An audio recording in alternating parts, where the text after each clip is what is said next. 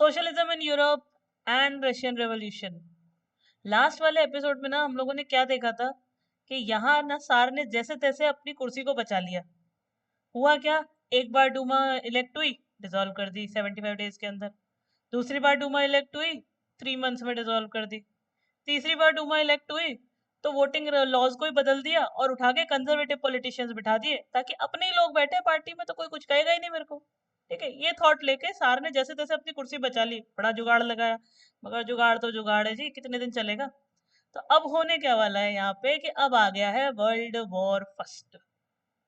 1914 में क्या होता है कि जो यूरोप है ना वो दो ग्रुप्स में बट गया। कैसे बटा कि जर्मनी, ऑस्ट्रिया और टर्की, इन्होंने एक पार्टी बना ली। ये हो गए सेंट्रल पावर।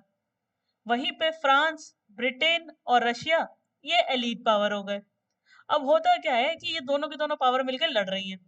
अब क्योंकि ये खाली यूरोप में नहीं थी और इनका जो एम्पायर था वो ग्लोबली था, तो लड़ाई भी फिर ग्लोबली बेसिस पे होनी थी। अब क्योंकि लड़ाई ग्लोबल बेसिस पे हो रही है तो जी आप क्या करोगे, आप इसे वर्ल्ड वॉर बुलाओगे। क्यों? क्योंकि अब यूरोप तक ही सारा का सारा वॉर सीमित नहीं रह गया है, बाहर भी हो रहा है, यूरोप के बाहर भी लड़ाई हो रही है, इसलिए हमने इसे फर्स्ट वर्ल्ड वॉर बुलाया। अब इस फर्स्ट वर्ल्ड वॉर में रशिया के साथ क्या हो रहा था, सबने मना किया था रशिया से कि रहने दो, मत लड़ो। लेकिन सार तो सार है, उसने क्या किया, उसने कह दिया नहीं, रशिया भी लड़ेगा। अब जब रशिया लड़ेगा तो रशिया शुरू में तो अच्छा परफॉर्म कर रहा था लेकिन बाद में पूरी तरह जर्मनी से पिटने लगा था। और जर्मनी और ऑस्ट्रेलिया मिल के मार रहे थे बल्कि रशिया को। ऐसे में डूमा ने राजा को सजेस्ट किया कि सर, आप जो है ना वॉर को कॉल आउट कर लो, रशिया के सोल्जर्स वापस बुला लो, हम बुरी तरह हारेंगे। राजा तो राजा है, ऐसे कैसे मान जाए। उसने बोला नहीं, लड़ाई तो हो जब छिड़ गई है और अब ये नाक का सवाल है, लड़ाई तो होगी। डूमा की बात को दरकिनार कर दिया, यानी कि ओवरलुक कर गया। तो होता क्या है, डूमा ने बोला जब तुम्हें करनी ही नहीं है तो तुम तुम्हारी जानो, हम इसमें सपोर्ट नहीं कर रहे। तो राजा का जो पॉलिटिकल सपोर्ट था ना वो कम हो गया यहाँ पर।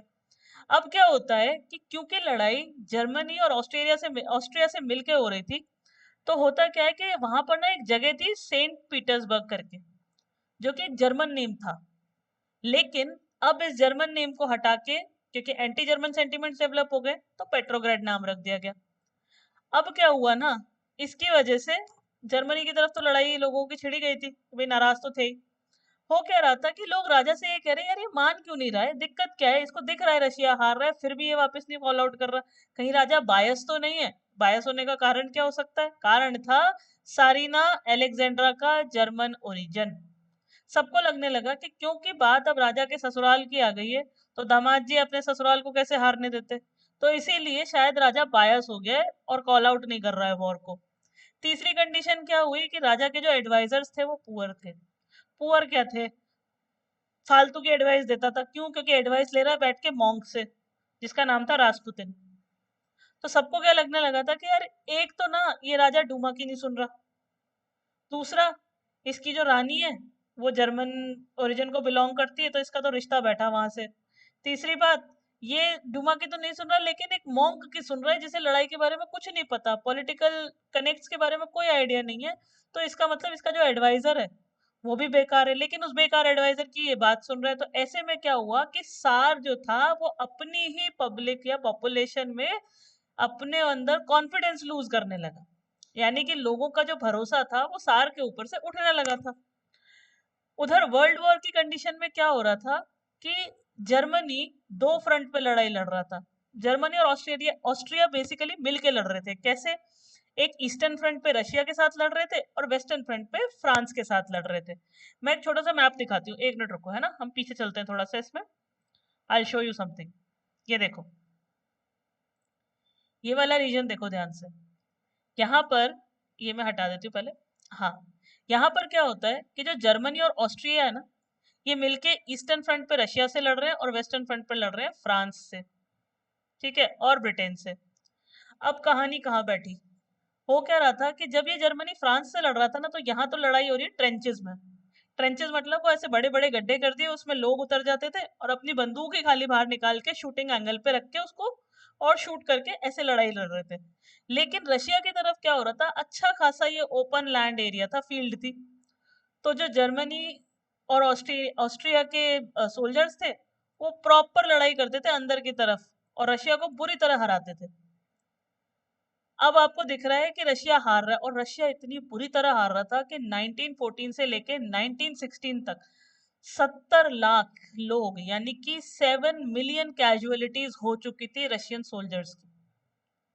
रशियन सोल्जर्स को दिखने लगा था कि हम बुरी तरह हार रहे हैं और अब कोई फायदा नहीं है लड़के। तो उन लोगों ने क्या किया, अपने देश लौटने का डिसाइड किया। उसने कहा अब हम लड़ाई छोड़ के वापस अपनी कंट्री की तरफ लौटेंगे और साफ साफ कह देंगे गवर्नमेंट से कि हम नहीं लड़ने वाले। तो जब वो लौट रहे थे ना, तो उन्होंने क्या किया, रास्ते में जितनी भी बिल्डिंग्स थी उनके पास, जो भी रिसोर्सेस थे, जो भी क्रॉप्स थे, उन्हें खुद ही डिस्ट्रॉय करके अपनी कंट्री की तरफ लौटने लगे। क्यों किया ये? क्योंकि उन्हें पता था कि जर्मनी और ऑस्ट्रिया मिलके ना हमारा लैंड कैप्चर करने की कोशिश करेंगे। तो जब वो यहाँ पहुंचे ना, तो उन्हें कुछ ना मिले। और हुआ भी कुछ ऐसा ही। जब जर्मनी और ऑस्ट्रिया रशिया को हरा रहा था ना और अंदर की तरफ आ गया, तो कम से कम 3 मिलियन रिफ्यूजीज रशिया के अंदर एंटर कर गए थे। यहाँ पर सोल्जर्स ने पूरी तरीके से गवर्नमेंट को और सार को क्रिटिसाइज करा और कहा कि अब हम लड़ाई नहीं लड़ने वाले हैं।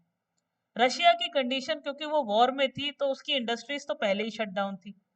हुआ क्या कि जैसे तैसे जो थोड़ा मोड़ा भी उसका इंडस्ट्रियल इक्विपमेंट्स या फिर इंडस्ट्रियल सप्लाईज मिलती थी उसको, वो इसलिए बंद हो गई क्योंकि आती थी सारी इस रीजन से। ये था बाल्टिक सी का एरिया। इस बाल्टिक सी से रशिया को सप्लाई मिला करती थी, लेकिन इस बाल्टिक सी के मुंह पे कौन बैठ गया? जर्मनी। जर्मनी ने अपनी स्ट्रेटेजिक लोकेशन का फायदा उठाया और रशिया की सप्लाई को ब्लॉक कर दिया। क्योंकि रशिया की सप्लाई अब पूरी तरीके से ब्लॉक हो चुकी थी, तो जो छोटी मोटी वर्कशॉप्स थी वो भी धीरे धीरे बंद हो गई और कुछ ही बहुत कम इंडस्ट्रीज फंक्शनल थी। ऐसे में जब सोल्जर्स अपना जवाब दे चुके थे, लेकिन लड़ाई सिर्फ रशिया के सोल्जर्स ने मना किया कि हम नहीं लड़ेंगे। जर्मनी और ऑस्ट्रिया ऑस्ट्रिया तो अभी भी कैप्चर करने पे चढ़ा है कि रशिया को हम हरा के और इसे कैप्चर कर लेंगे। तो ऐसे में रशिया को अपने आप को बचाना था। तो उसने वर्कर्स से और पीजेंट से कहा कि अब आप लोग आइए और लड़ाई लड़िए और देश को बचाइए, क्योंकि ये इंडस्ट्री, ये क्रॉप फील्ड्स, ये सब तो जिंदा बचे तो भी कमा लेंगे। जिंदा बचे तो बना भी लेंगे, उगा भी लेंगे और खा भी लेंगे। पर पहले जिंदा बचना जरूरी है और देश को बचाना जरूरी है। तो इन लोगों से कह दिया गया कि आप लड़ाई लड़िए। वो लोग जो प्रॉपरली लड़ सकते थे, उन्हें सोल्जर्स की तरह रिक्रूट किया गया और फ्रंट पे भेजा गया फाइट करने के लिए। अब क्योंकि मैक्सिमम पॉपुलेशन सोल्जर्स की तरह वॉर फ्रंट पे लड़ रही थी, तो इंडस्ट्रीज के अंदर वर्कर्स की शॉर्टेज हो गई। वर्कर्स की शॉर्टेज होने की वजह से जितने वर्कर्स बचे हुए काम कर रहे थे, उनके ऊपर प्रेशर बढ़ने लगा। किस तरीके का प्रेशर? कि अब उनके वर्किंग आवर्स बढ़ गए थे। क्योंकि रशिया की इकोनॉमिक कंडीशन भी खराब थी वॉर की वजह से, तो वेजेस कम मिल रहे थे उन वर्कर्स को। अब काम ज्यादा है, वर्किंग आवर्स ज्यादा है, लेकिन वेजेस कम है। क्योंकि उसकी सप्लाई भी रोक दी गई थी इंडस्ट्रीज की, तो जो वो कमा रहा था उसमें भी एक शॉटडाउन आया और पीजेंट्स भी अब लड़ने गए हुए हैं। तो क्रॉप प्रोडक्शन भी कम हो रहा है, जिसकी वजह से इकोनॉमिक ट्रबल्स भी फेस कर रहा था रशिया, और साथ साथ फूड की भी शॉर्टेज फेस कर रहा था। और जो फूड वो थोड़ा बहुत उगा पा रहे थे ना, वो भी अपने सोल्जर्स को पहुंचा रहे थे कि जी खाओ और लड़ो। इतनी बुरी कंडीशन के अंदर रशिया की सिचुएशन चल रही थी। जैसे तैसे इसको मैनेज करते कि विंटर्स आ गए। रशिया के अंदर विंटर्स जैसी कंडीशन बहुत ज्यादा खतरनाक हो जाती है, यानी कि बहुत चिलिंग और फ्रीजिंग विंटर आती है रशिया के अंदर। तो 1916 तक जब तक पहुंचे थे ना, वर्कर्स का गुस्सा, उनका पेशेंस सब बुरी तरीके से टूट चुका था। और वो अब सोच के बैठे थे कि अब हम नहीं सहन करने वाले, अब तो जाके राजा से बात करनी ही पड़ेगी। ठीक है, वो हम देखते हैं कैसे हुआ है। तो हुआ क्या, विंटर्स 1917 के अंदर पेट्रोग्रेड, ठीक है, वहां पे कंडीशंस ऑलरेडी खराब थी। एक बार थोड़ा सा सिटी का लेआउट समझ लेते हैं, फिर समझेंगे कि पूरा रेवोल्यूशन एक्चुअली हुआ कैसे था। तो मान लेते हैं ये इतना कोई एरिया है ऐसे पेट्रोग्रेड रीजन का। ठीक है, यहाँ से ना इसको दो पार्ट्स में, मतलब बीचों बीच यहाँ से ना रिवर जा रही थी और उस रिवर का नाम था नीवा। Okay, river नीवा। तो नीवा रिवर क्या कर रही थी, ये दो पार्ट्स में बढ़ जाती थी सिटी पेट्रोग्रेड। ये वाला जो था, ये इनका लेफ्ट विंग था, LW, और ये वाला जो था ये इनका राइट विंग था।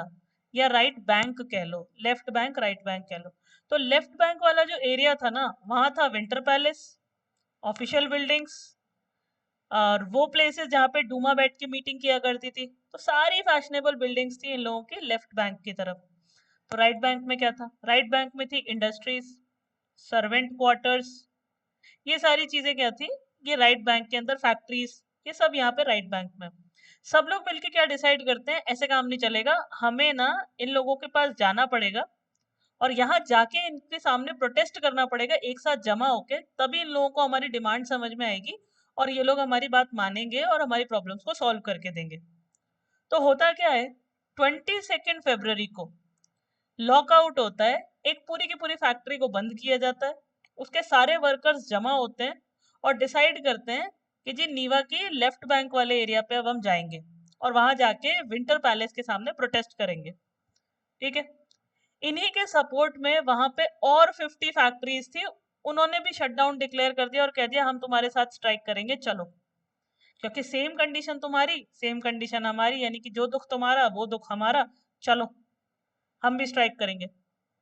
सारे के सारे मिलके जाते हैं और स्ट्राइक करने के जाते हैं। इसमें क्या होता है, जो विमेन है ना, उन लोगों ने इसमें बढ़ चढ़ के हिस्सा लिया था। अच्छा, इसके लॉजिक समझो थोड़ा सा, जब तुम पढ़ रहे होते हो ना तो ये समझा करो कि ये ऐसे क्यों मेंशन किया गया। देखो, वर्कर्स हैं, पीजेंट्स हैं, उनको उठा के वॉर में भेजा गया है, बचा कौन? मैक्सिमम क्वांटिटी में विमेन्स बच गई। तो जब मैक्सिमम नंबर में विमेन्स बच गई तो लेड कौन करेगा स्ट्राइक्स और रेवोल्यूशन को? विमेन ही करेगी। तो विमेन ने लेड किया, क्योंकि विमेन ने अब इस स्ट्राइक को आगे बढ़ाया है, बढ़ चढ़ के इसमें हिस्सा लिया है। 22 फरवरी की बात थी, तो उन लोगों ने इसको इंटरनेशनल विमेन्स डे डिक्लेयर कर दिया। ठीक है। अब क्या होता है, ये जो डेमोन्स्ट्रेटिंग वर्कर्स हैं, ये लोग फैक्ट्री क्वार्टर्स क्रॉस करके चलते हैं और कहाँ पहुंच जाते हैं? नेवास्का प्रोस्पेक्ट पे पहुंच जाते हैं, सॉरी नेवास्की प्रोस्पेक्ट पे पहुंच जाते हैं। ठीक। अब यहाँ क्या होने वाला है, यहाँ से ये लोग, इनको कोई अभी पॉलिटिकल पार्टी सपोर्ट नहीं कर रही है, ये बात ध्यान रखना, ठीक है ना? ये सिर्फ वर्कर वर्कर ही जमा हुए हैं और उन्होंने डिसाइड किया कि हम प्रोटेस्ट करने जाएंगे। ध्यान से सुनते जाना। यहाँ से ये लोग विंटर पैलेस की तरफ जाते हैं, जितने भी वहां के ऑफिशियल बिल्डिंग्स थी उनके आसपास गैदर हो जाते हैं, और जो गवर्नमेंट थी वो इस भीड़ को देख के डर जाती है। भाई 50 फैक्ट्री के लोग एक साथ जमा होके, वो भी वर्कर क्लास, प्रोटेस्ट करने खड़ी हुई है, और गवर्नमेंट में है कुछ 500-700 लोग। अब तुम खुद सोच के देख लो कि कितनी भयानक कंडीशन है। तो गवर्नमेंट डर गई, तो गवर्नमेंट ने डर की वजह से यहाँ पे कर्फ्यू इम्पोज कर दिया। सार ने क्या डिसाइड किया, उसने देखा यार ये भीड़ चढ़ रही है, रशियन रेवोल्यूशन, सॉरी, जो लड़ाई चल रही है फर्स्ट वर्ल्ड वॉर, उसमें रशिया बुरी तरह पिट रहा है, यानी कि मेरी फौज पिट रही है, सोल्जर्स लौट आए हैं, जो दूसरे लड़ रहे हैं वो भी जैसे तैसे लड़ रहे हैं। ठीक है। सार ने सोचा कि सारा का सारा ठीकरा ना डूमा पे फोड़ दूंगा, कि डूमा का डिसीजन था और उसे डिसॉल्व कर दूंगा, अच्छा मौका है। लेकिन सार की सबसे बड़ी गलती ही ये थी। क्या हुआ कि जब यहाँ पे इन लोगों ने कर्फ्यू इम्पोज किया तो कुछ समय के लिए तो डेमोन्स्ट्रेटर्स चले गए, लेकिन डिमांड तो अभी पूरी हुई नहीं है। तो 24 और 25 फरवरी को वो दोबारा लौटा है। अब ध्यान से सुनना, भीड़ पहले ही जमा है, सार ने सारा का सारा ब्लेम डूमा पे लगा के डूमा को डिसॉल्व कर दिया, सस्पेंड कर दिया। डूमा में बैठे पॉलिटिशियंस ने इस बात का अपोजिशन किया, और अपोज करने के लिए भीड़ चाहिए थी, तो उन्होंने देखा कि ये वर्कर्स पहले ही भीड़ जमा करके बैठे, उन्होंने उस वर्कर्स को कन्विंस कर लिया कि यार तुम्हारी जो डिमांड है ना वो हम पूरी कर देंगे, लेकिन हमें ना डेमोक्रेसी दिलवा दो। तो तुम्हारी भीड़, तुम्हारा फोर्स हमें डेमोक्रेसी दिलवा देगा, और हम तुम्हें क्या दिलवा देंगे? हम तुम्हें दिलवा देंगे bread, wages, better working hours, और डेमोक्रेसी तो तुम्हें भी मिलेगी, तुम्हारा भी फायदा। ये सब सोच के ना पॉलिटिशियंस ने क्या किया, डेमोन्स्ट्रेटर्स के साथ जमा हो गए, और जो लेफ्ट बैंक था, ठीक है, वहां पर भाई जमा हो गए थे वहां पे लेफ्ट बैंक में, और फाइनली एक स्कीम बनाई कि इनके ना पुलिस हेडक्वार्टर को कैप्चर करेंगे, क्योंकि क्या हुआ है कि राजा अब अकेला पड़ गया। तो जैसे इन लोगों ने 27 को पुलिस हेडक्वार्टर को कैप्चर किया, राजा घबरा गया। राजा ने कहा यार ये तो धीरे धीरे ना हम मेरी पावर को कैप्चर करते जा रहे हैं।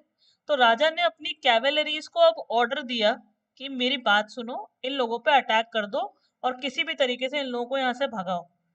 जब कैवेलरीज ने ये ऑर्डर सुना तो उन्होंने साफ साफ रिफ्यूज कर दिया कि हम इन लोगों पे अटैक नहीं करेंगे, क्योंकि वही तो सोल्जर्स थे जो वॉर से लड़के लौटे थे। उन्हें दिख रहा था कि जब तक राजा बैठा रहेगा ये उल्टे सीधे डिसीजन लेगा।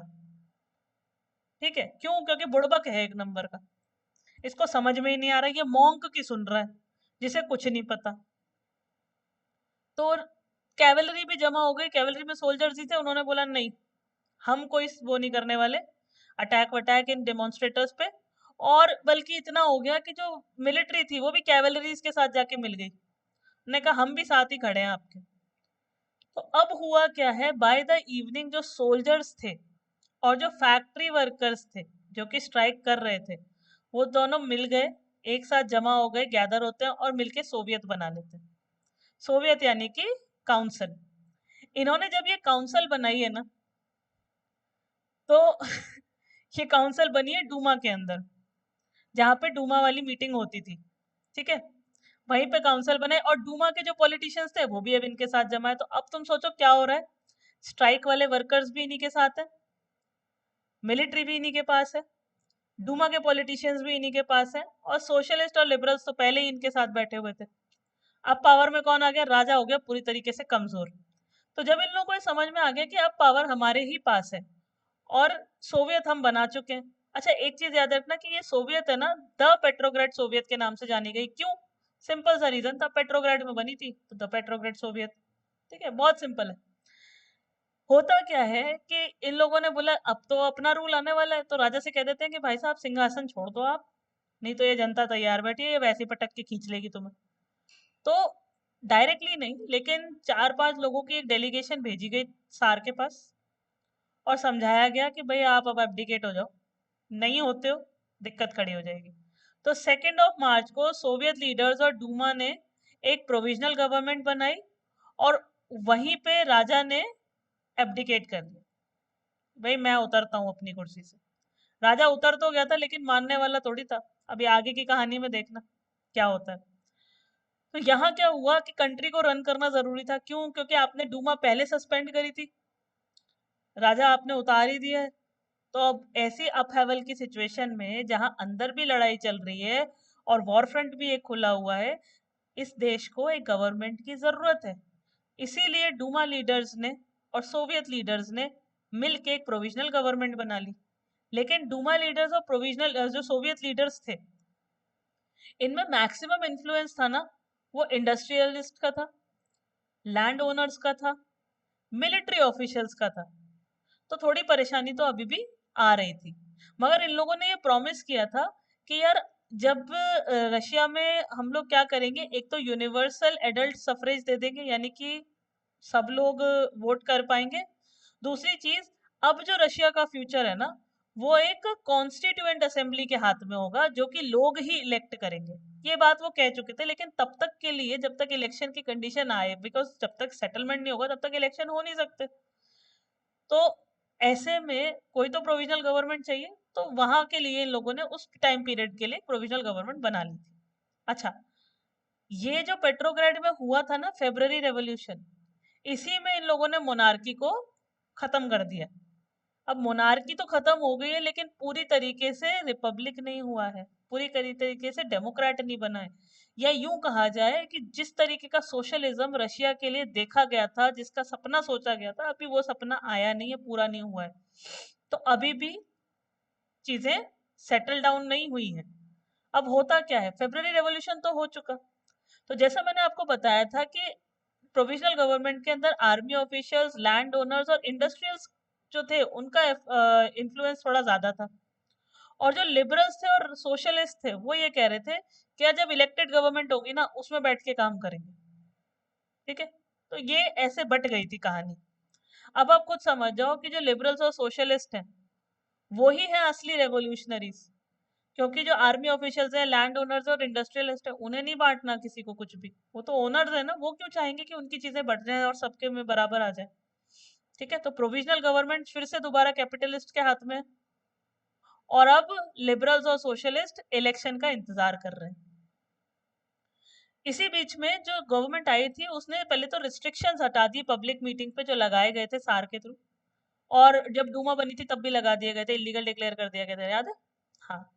फिर क्या होता है, इन लोगों ने जो सोवियत बनी थी ना, जैसे पेट्रोग्राड में बनी थी, ऐसी Soviet throughout the Russian empire में बनवाई। उन्होंने कहा रशियन एम्पायर में भी होनी चाहिए और थ्रू आउट द रशिया में भी होनी चाहिए, अलग अलग जो सिटीज है रशिया की वहां भी होनी चाहिए।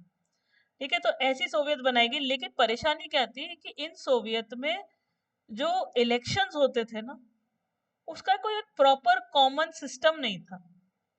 तो अभी ये एक परेशानी, सोवियत थोड़ी सी यहाँ पे कमजोर पड़ रही थी कि प्रॉपर इलेक्शन का प्रोसेस नहीं आ रहा है इसके अंदर।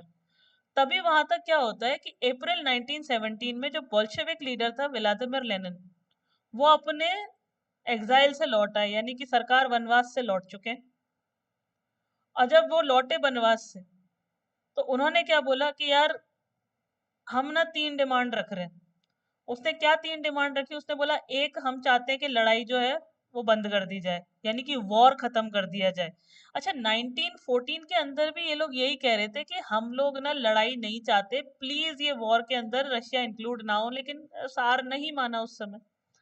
तो अब जब वो लौट आया ना अपने एग्जाइल से 1917 में, उसने सबसे पहले क्या बोला, उसने कहा एक तो वॉर क्लोज करो। दूसरा उसने क्या बोला कि जो लैंड है वो पीजेंट्स को ट्रांसफर कर दो। ठीक है। तीसरी उसने बात की जो बैंक्स है उन्हें नेशनलाइज कर दो। ये 3 डिमांड उसने रखी जैसे ही वो लौटा अप्रैल में। क्योंकि अप्रैल में लौटा था, अप्रैल में डिमांड रखी थी, तो इसे अप्रैल थीसिस का नाम दे दिया गया कि ये है लेनिन की अप्रैल थीसिस। तो इनकेस आपके पास क्वेश्चन बनता है ना कि लेनिन के अप्रैल थीसिस में क्या पूछा, क्या डिमांड्स रखी गई थी, तो पहली वाली थी the war should be close. दूसरी वाली थी कि land should be transfer to the peasants. और तीसरी वाली थी कि जो बैंक्स हैं उन्हें नेशनलाइज कर दिया जाए। ये अप्रैल थीसिस था। अच्छा, होता क्या है, उसने ये भी बोला कि जो बोल्शेविक पार्टी है उसको रीनेम करके कम्युनिस्ट पार्टी रखा जाए। क्यों? क्योंकि हम दिखाना चाहते हैं कि भैया अब ना हम रेडिकल सिचुएशन में खड़े हैं, कि हम लोग रेडिकल मोड में हैं, कि हम क्विक चेंज चाहते हैं रशिया के अंदर। हम धीरे धीरे धीरे धीरे चेंज नहीं चाहते। ठीक है, we want a quick change. तो जो हमारे रेडिकल एम्स है उसको थोड़ा और, जिसे कहते हैं ना, इम्प्रोवाइज करने के लिए हम चाहते हैं कि कम्युनिस्ट पार्टी नाम रख दिया जाए बोल्शेविक्स पार्टी का। ठीक। तो हुआ क्या, जो बोल्शेविक के जो बाकी के लोग थे, उसने इसे समझाया, अप्रैल थीसिस देख के थोड़ा सा चौंक गए थे और उससे कहने लगे प्रभु अभी तो लौटे हो, काहे दोबारा जाने के काम कर रहे हो? ठीक है। अभी आप देख ही रहे हो कि कितनी अनरेस्ट की सिचुएशन क्रिएट हो रखी है रशिया के अंदर। तो देश में जो प्रोविजनल गवर्नमेंट है उसको सपोर्ट दो। कहाँ ये सोशलिस्ट रेवोल्यूशन रेवोल्यूशन के चक्कर में पड़े हो, थोड़ी देर शांति काट लो। लेकिन जैसे जैसे उसे ये बाकी लोगों को, जो बोल्शेविक्स पार्टी के लीडर्स थे, उन्हें ये दिखने लग गया ना कि यार ये जो प्रोविजनल गवर्नमेंट है ना, ये कैपिटलिस्ट के हाथ में जा रही है और ये हमारा सपोर्ट नहीं करने वाली है, यानी हमारा वो जो सपना है ना कि एक सोशलिस्ट रशिया बन जाए, ये उसके फेवर में नहीं दिख रही है। जैसे ही उन लोगों को ये रियलाइज होने लगा, सारे के सारे लेनिन के फेवर में आ गए। अब आगे की कहानी कहाँ से बढ़ती है यहाँ पे, कि ये जब फेवर वाली सिचुएशन चल रही थी, आप अभी भी कुछ मिस आउट कर गए हो कि वर्कर्स की डिमांड अभी भी पूरी नहीं हुई है। पावर में तो लोग आ गए हैं लेकिन डिमांड पूरी नहीं हुई है। क्यों? क्योंकि प्रोविजनल गवर्नमेंट के अंदर इंडस्ट्रियलिस्ट बैठे हैं ना। वो कैसे मान जाए कि वर्किंग आवर्स भी कम कर देंगे और आपके वेजेस भी बढ़ा देंगे और आपकी पुअर कंडीशंस को भी हम लोग इम्प्रूव कर देंगे। तो हो क्या रहा था, समर तक आते आते वर्कर्स ने अपना मूवमेंट थोड़ा और ज्यादा बढ़ा दिया। यहाँ जो इंडस्ट्रियल एरियाज था वहां पे फैक्ट्री कमिटीज बनी हुई थी। ठीक है। इन फैक्ट्री कमिटीज ने क्वेश्चन करना शुरू कर दिया कि क्या इंडस्ट्रियलिस्ट जिस तरीके से फैक्ट्री रन कर रहे हैं वो सही तरीका नहीं है फैक्ट्री को रन करने का, हमें चांस दो। और फैक्ट्री कमिटीज मांग रही थी कि हमें चांस दो, हम रन करेंगे, ये फैक्ट्री ओनर्स के बस की बात नहीं है, क्योंकि हम जो काम कर रहे हैं फैक्ट्री में, हम जानते हैं फैक्ट्री कैसे चल सकती है। ऑल्सो जो ट्रेड यूनियंस थी वो भी अब ज्यादा हो गई थी, पहले कुछ कम थी, अब ये नंबर्स बढ़ने लगा था। यहाँ तक कि आर्मी के अंदर सोल्जर्स की भी कमेटी बनने लगी थी। जून आते आते कंडीशन ये हो गई थी कि 500 सोवियत रिप्रेजेंटेटिव्स को भेजा गया ऑल रशियन कांग्रेस सोवियत के अंदर। जो अलग अलग सोवियत्स बनी हुई थी थ्रू आउट द रशिया, वहां से 500 रिप्रेजेंटेटिव्स कलेक्टिवली जमा हुए और एक all Russian Congress of Soviet हुई थी ना, उसके अंदर ये 500 लीडर्स आए और जमा हो गए। इतना ज्यादा बढ़ावा एक पर्टिकुलर बोल्शेविक्स की कम्युनिटी को देखकर प्रोविजनल गवर्नमेंट के होश उड़ने लगे थे। और डरने लग गए कि यार ये क्या हो रहा है, हमारी पावर रिड्यूस होती जा रही है और बोल्शेविक्स का जो इन्फ्लुएंस है वो बढ़ता जा रहा है। तो कुछ ना कुछ तो करना पड़ेगा कि ये बोल्शेविक्स का जो इन्फ्लुएंस है ये कम हो जाए, और ये जो लोगों को भड़काने का काम कर रहे हैं ना सोशलिज्म के नाम पे, उसे ना किसी तरह सप्रेस किया जाए। हुआ क्या यहाँ पे कि एक छोटा सा प्रोटेस्ट करने की कोशिश की गई, वर्कर्स ने सोचा कि अब ना फैक्ट्रीज को हम रन करके दिखाएंगे, लेकिन उनका ये जो कोशिश था ना फैक्ट्री को रन करके दिखाने का, वो सप्रेस कर दिया गया बाय प्रोविजनल गवर्नमेंट। पहली चीज, दूसरी चीज, जो लीडर्स थे इन फैक्ट्री वर्कर्स की यूनियन के, उनको अरेस्ट करके जेल में डाल दिया गया। आपको दिख ही रहा था कंडीशन कितनी खराब हो रही है। ये डेमोन्स्ट्रेशन बोल्शेविक्स ने थोड़ा सा और बढ़ाने की, स्केल अप करने की कोशिश की जुलाई 1917 के अंदर, लेकिन गवर्नमेंट ने फिर इसको और सप्रेस किया, और फाइनली कंडीशन ये आ गई थी कि जो बोल्शेविक लीडर्स थे उन्हें छुपना पड़ा और भागना पड़ा वहां से। अब वर्कर्स को कौन संभालेगा? तो वर्कर्स का जो सहारा बने बैठे थे बोल्शेविक्स, वो गवर्नमेंट से छुप के भाग गए। उन्होंने क्या सोचा कि जिंदा बचे तो फिर लड़ लेंगे, इनके हत्थे चढ़ गए तो जेल में डाल दिए जाएंगे और जिंदगी भर के लिए काम खत्म हो जाएगा। ये तो वर्कर की कंडीशन सिटी में चल रही है। अब जो कंट्री साइड वाला एरिया है वहां पे पीजेंट्स क्या कह रहे हैं कि यार मेरी बात सुनो। उन्होंने सोशलिस्ट रेवोल्यूशनरीज से क्या कहा, आप जो है ना वो लैंड का डिस्ट्रीब्यूशन कर दो, ताकि कम से कम जो क्रॉप की प्रोडक्शन का काम है वो तो शुरू किया जा सके। ये वर्कर्स का तो फैक्ट्री वाला ट्रबल है, वो लोग वहां सुलझाएंगे, तब तक हम एटलीस्ट एक प्रॉब्लम तो सॉल्व करें अपनी कंट्री की। तो यहाँ पर ना लैंड डिस्ट्रीब्यूशन कमेटी बनाई गई, और उसने लैंड को डिस्ट्रीब्यूट कर दिया पीजेंट्स के अमंग। और फाइनली क्या हुआ, जुलाई से लेके सितंबर 1917 तक जो पीजेंट्स थे उन्होंने अपना सेटलमेंट कर लिया कि इतना लैंड इसके पास, उतना लैंड उसके पास, ये सारा डिस्ट्रीब्यूशन वो लोग करके बैठ गए आराम से। नो प्रॉब्लम, नो ट्रबल, सारी सिचुएशन ठीक चल रही। अक्टूबर आते आते क्या हो गया है कि बोल्शेविक्स और प्रोविजनल गवर्नमेंट के बीच में जो टसल है वो और ज्यादा बढ़ गया है। इनके बीच की लड़ाई खत्म ही नहीं हो रही है। क्यों? क्योंकि प्रोविजनल गवर्नमेंट के अंदर, मैंने अभी भी आपको बताया, बार बार इस बात को दिमाग में रखना, आर्मी ऑफिशियल्स हैं, लैंड ओनर्स हैं, और इंडस्ट्रियल्स हैं, इंडस्ट्रियलिस्ट्स हैं, यानी कि जो फैक्ट्री ओनर्स हैं। तो वो किसी भी कंडीशन में नहीं चाहेंगे कि उनका लैंड बांट दिया जाए, या किसी भी कंडीशन में नहीं चाहेंगे कि उनकी फैक्ट्री वर्कर्स में बांट दी जाए। तो उनके और बोल्शेविक्स चाह रहे थे कि ये होना चाहिए, कि लैंड का बंटवारा हो जाना चाहिए, और फैक्ट्री जो है वो फैक्ट्री वर्कर्स के हाथ में दे दी जाए। पॉसिबल ही नहीं था यार, किसी ना किसी को तो हेड करके चलाना ही पड़ता है। बोल्शेविक्स का और प्रोविजनल गवर्नमेंट का जो टसल था वो बुरी तरह से बढ़ने लगा। लेनिन को ये लगने लगा था कि जो प्रोविजनल गवर्नमेंट है ना, ये फिर से दोबारा से डिक्टेटरशिप ला देगी। यानी कि जिस तरीके की कंडीशन में प्रोविजनल गवर्नमेंट दिख रही है ना, ये डिक्टेटरशिप लाके ही रहेगी। तो ऐसे में इन लोगों ने क्या किया, सितंबर के अंदर उसने उन लोगों को कलेक्ट करना शुरू कर दिया जो कि बोल्शेविक के सपोर्टर्स थे। तो उसने आर्मी, सोवियत, फैक्ट्री वर्कर्स, इन लोगों को जमा किया जो कि बोल्शेविक्स को सपोर्ट करते थे, मिला के एक कमेटी तैयार की। 16 अक्टूबर 1917 के अंदर लेनिन ने बोला कि पेट्रोग्रेड सोवियत को एड्रेस करके बोल रहा है, ठीक है, और जो बोल्शेविक पार्टी है, ठीक है, इनको कंबाइन करके बोल रहा है कि अब जो है ना पावर सीजर करना पड़ेगा। पावर सीजर मतलब टेक डाउन करना पड़ेगा इनको, और अपने को पावर में आना पड़ेगा। ठीक है, काम ऐसे नहीं चलने वाला। और इसमें इन लोगों ने क्या किया गया, मिलिट्री रेवोल्यूशनरी कमेटी बनाई गई। ठीक है, किसके अंडर बनाई गई? लेओन त्रोत्स्की के अंदर बनाई गई। ठीक है, होता क्या है कि इन लोगों ने पावर सीजर ऑर्गेनाइज किया गया, डिसाइड किया गया, पूरा प्लान किया गया, लेकिन जो डेट थी उस इवेंट की उसको सीक्रेट रखा गया। क्यों? क्योंकि गवर्नमेंट बार बार सप्रेस कर जा रही थी इनके मूवमेंट को। तो इस बार इन लोगों ने डिसाइड किया कि छुप के और सीक्रेटली अटैक करेंगे, कि गवर्नमेंट को पता ही नहीं लगे, एकदम से कर देंगे थप्पा, गवर्नमेंट को चांस ही नहीं मिलेगा आइस पाइस करने का। तो वही वाली कंडीशन हुई है यहाँ पे। होता क्या है कि 24 अक्टूबर को अचानक से पेट्रोग्राड के अंदर ना भीड़ बढ़ रही है।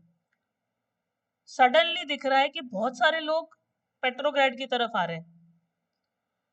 जो लेफ्ट बैंक था उसके अंदर पॉपुलेशन को बढ़ता देख प्राइम मिनिस्टर केरेंस्की ने अपने ट्रूप्स को बोल दिया कि तैयार रहो, मुझे कुछ गड़बड़ महसूस हो रही है। और उन्हें ये भी पता था कि गड़बड़ कौन कर सकता है, ऑब्वियसली बोल्शेविक्स पार्टी। तो उसने अपने ट्रूप से क्या बोला कि जाओ, जाके ये जो बोल्शेविक्स हैं इनकी बिल्डिंग्स कैप्चर कर लो जहां से ये ऑपरेट करते हैं। यहाँ तक कि वो जो 2 बिल्डिंग्स थी जहां से न्यूज़पेपर्स इन लोगों के पब्लिश हुआ करते थे, उनको तक आर्मी ने कैप्चर कर लिया था। इनकी जो टेलीफोन लाइंस थी, टेलीग्राफ ऑफिसेस थे, वो सब के सब कैप्चर कर लिए गए और विंटर पैलेस की सिक्योरिटी बढ़ा दी गई। यानी कि कितना भी इन लोगों ने सीक्रेट रखने की कोशिश की, एक छोटी सी भनक तो गवर्नमेंट को लगी गई थी कि बोल्शेविक्स कुछ प्लान कर रहे हैं। अब क्या होता है कि इसी ये सब जो गवर्नमेंट ने एक्शंस लिए थे, इसके ही स्विफ्ट रिटेलिएशन में जो मिलिट्री रेवोल्यूशनरी कमेटी थी उसने ऑर्डर दे दिया किस चीज का, कि जो गवर्नमेंट ऑफिसर्स हैं और मिनिस्टर्स हैं इन्हें अरेस्ट कर लो।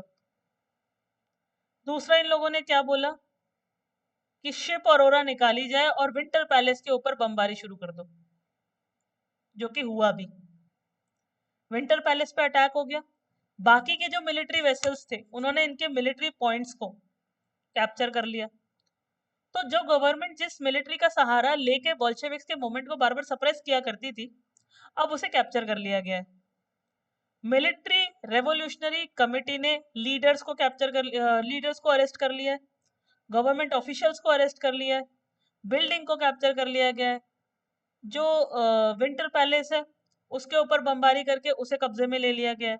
और जब तक रात हुई ना, सारी की सारी सिटी कमिटी के कंट्रोल में आ चुकी थी।